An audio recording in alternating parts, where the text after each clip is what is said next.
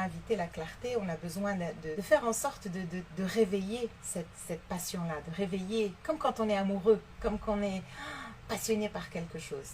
Aller faire des cours de théâtre, ça peut être une passion, ça peut être le truc que tu attends toute la semaine, c'est le truc qui va te réveiller. Et c'est ça qui va alimenter, qui va faire, qui va rebasculer en fait l'énergie à l'intérieur de toi, qui va rebasculer toute ta vie quelque part vers une perception qui est guidée par le mental, à une perception qui est guidée par une partie le mental, une partie toi à travers ton cœur, à travers comment est-ce que tu as envie d'exprimer le fait que tu sois vivant et vivante.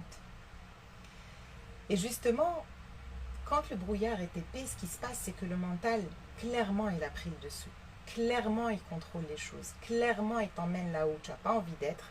Et clairement, tu n'en as pas conscience. Parce que si tu en as conscience, tu n'as pas envie de le laisser gérer. Automatiquement, tu ramènes. Tu sais, tu rééquilibres les choses. Mais le souci, c'est justement d'en avoir conscience. Et ça, on ne nous apprend pas à faire. On ne nous apprend pas, déjà que effectivement j'ai besoin de le gérer. Parce que toutes les nuits où tu ne vas pas réussir à dormir, c'est pas parce que ton corps est pas fatigué ou que tu as de l'énergie. Au contraire, des fois, tu es complètement KO, mais tu n'arrives pas à dormir. Pourquoi? Parce que lui, il rumine tout le temps. Mais toi, tu as envie de dormir parce que tu sais que demain, tu as une grosse journée, que tu as besoin d'être en forme. Mais tu n'arrives pas à l'arrêter. Et justement, pourquoi? Parce qu'on ne t'a pas appris à le faire. Et ça, c'est quelque chose qu'on devrait apprendre tout petit. Mais c'est jamais trop tard. On apprend toujours. Et justement, je le constate avec moi, parce que l'évolution continue. On n'arrive jamais nulle part en réalité, mais on sent juste l'amélioration et on se réjouit de cette amélioration. Et surtout, on se tourne vers le côté positif des choses, le côté où je regarde plus le verre à moitié plein plutôt qu'à moitié vide. Et justement, au fur et à mesure où tu t'entraînes à ralentir l'activité du mental et à le gérer pour qu'il donne le meilleur de soi-même, mais qu'il se taise, à ce moment-là, justement, toute cette beauté, cette bonté à l'intérieur de toi, c'est là où tu peux lui laisser la place, parce qu'elle n'est pas embrouillée autour de culpabilité, de remords, de colère, de tristesse, de frustration, de peur, parce que la peur paralyse. La colère te donne envie d'exploser, la tristesse te renferme. Ce sont des états que tu vas exprimer quand l'émotion elle est là à fond. Toi, moi, elle, lui, tout le monde. Les humains, c'est comme ça qu'ils gèrent leur vie. Les émotions font partie prenante de notre vie. Mais les émotions, on peut aussi faire en sorte qu'elles ne soient pas aussi explosives. Et ça s'apprend simplement en arrêtant ce mental de temps en temps, régulièrement et tous les jours. Savoir comment ça c'est accessible à tout le monde. Et justement, ce programme est le condensé de toutes les pratiques que j'ai apprises pendant ces 20 dernières années, que j'enseigne depuis une dizaine d'années, un peu plus.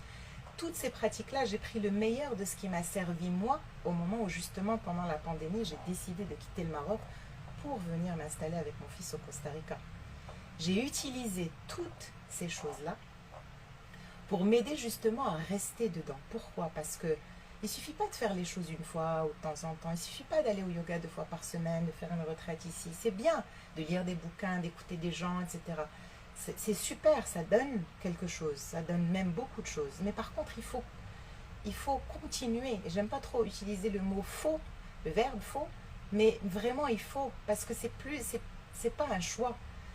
Dans le sens où ce mental-là, la seule manière de pouvoir le gérer, c'est d'être derrière lui constamment, le plus possible. Et plus tu seras derrière lui, plus en paix sera ta vie. Plus tu seras conscient et consciente de ce qu'il est en train de te raconter, plus tu vas te prendre en flagrant délit. J'adore cette expression. Le jour où je l'ai trouvée, j'étais très contente de la trouver parce qu'elle me faisait rire d'abord et j'aime bien rigoler de mes conneries. Et j'espère que vous aussi, parce que l'autodérision, c'est super sympa.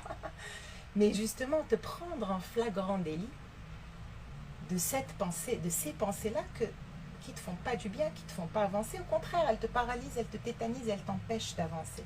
Et en plus, ce que tu peut-être ignores, c'est que 80%, c'est pas vrai. C'est juste des projections, c'est juste l'activité de ton mental qui n'a vraiment pas lieu d'être en réalité.